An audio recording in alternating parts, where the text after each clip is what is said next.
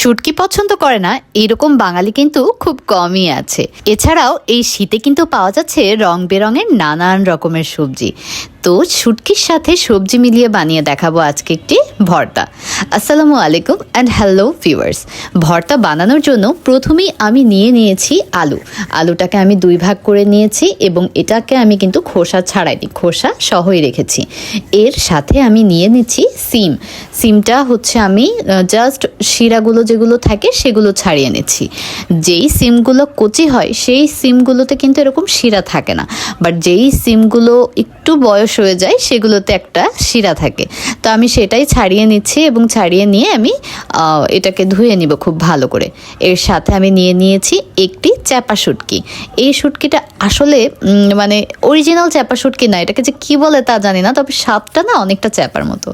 সব কিছুকে খুব ভালোভাবে ধুয়ে একটা তাওয়া বসিয়ে নিয়েছি চুলার উপর এবং এই তাওয়ার উপরেই আমি দিয়ে দিচ্ছি সিম এবং আলুগুলো আমি মাঝামাঝিতে দেওয়ার চেষ্টা করব, কারণ আলুটা সিদ্ধ হতে একটু সময় লাগবে।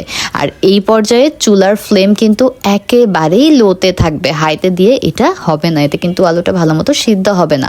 পানি দিয়েও চাইলে সিদ্ধ করে নেওয়া যায়, তবে এতে না একটা প্যাচপ্যাচে ভাব থাকে। আমার কাছে এইভাবে তাওয়াতে একটুখানি ঝলসে নেওয়া বা আগুনের ওপর ডিরেক্ট পুড়িয়ে নেওয়া অথবা একটুখানি বারবিকিউ করে নেওয়া, এটা খুব ভালো লাগে। এইভাবে ভর্তাগুলো আমার ভীষণ মজা লাগে। আমি সবগুলো ভালো করে উল্টে পাল্টে নিচ্ছি। এতে এইভাবে সিদ্ধ করে নিতে আমার সর্বোচ্চ সময় লেগেছিল 15 মিনিটের মতো। এটা আসলে ডিপেন্ড করে চুলার জোরের উপরে এবং আলুটা কতটা ঘন তো সেটার উপরে। আমি শুটকিটাকে খুব ভালো করে ধুয়ে 4 টুকরো করে নিয়েছি। এর সাথে পেঁয়াজ নিয়েছি 4টা এবং কাঁচামরিচ নিয়েছি। কাঁচামরিচ আমি অনেকগুলো নিয়েছি। আমি কিন্তু ঝাল খুব কম খাই, কিন্তু তারপরেও আমি বেশি করে কাঁচামরিচ নিয়েছি।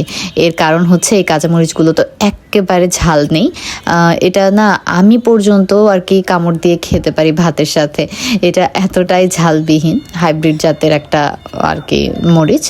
আর রসুনগুলো তো এখন সিদ্ধ হয়ে গিয়েছে, তো এটাকেও আমি খোসা ছাড়িয়ে নিচ্ছি।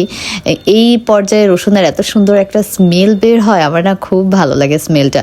যারা রসুন ভর্তা করেন তারা কিন্তু এভাবে তাওয়ায় ঝলসে নিয়ে রসুন ভর্তাও করতে পারেন, সেটাও কিন্তু অনেক ভালো হয়, অনেক মজা হয়। আমি আপনাদেরকে সেটা অন্য কোনো আর একটা ভিডিওতে শেয়ার করব। এবার আমি পাত্রে একটি ফ্রাই প্যান বসিয়ে নিয়েছি এবং এর উপরে দিয়ে দিচ্ছি সরিষার তেল। ভর্তা মানেই কিন্তু সরিষার তেল ছাড়া কিন্তু ভর্তাটা তেমন একটা জমে না।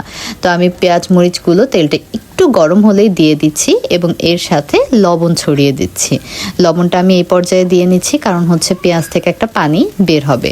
এবং এর সাথেই আমি দিয়ে দিব শুটকি মাছগুলো, দিয়ে খুব ভালো করে নাড়াচাড়া করব।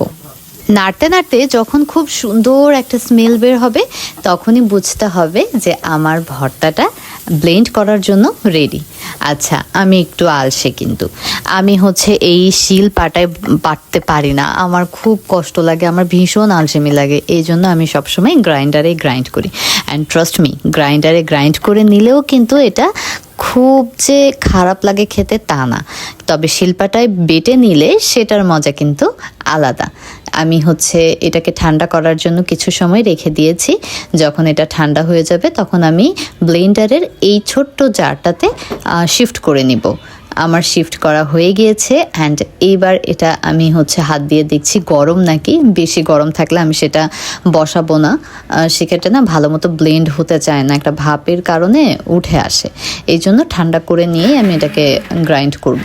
আমি একটু সময় নিয়ে এটাকে গ্রাইন্ড করতে হবে, বারবার নেড়ে নেড়ে দিতে হয়, সেটা আমি আর দেখাইনি। অ্যান্ড এই যে আমার ভর্তা রেডি, কি সুন্দর ক্রিমি একটা টেক্সচার এসেছে। যারা আমার ভিডিও পছন্দ করেছেন অবশ্যই লাইক, শেয়ার, কমেন্ট করে পাশে থাকবেন। ধন্যবাদ সবাইকে।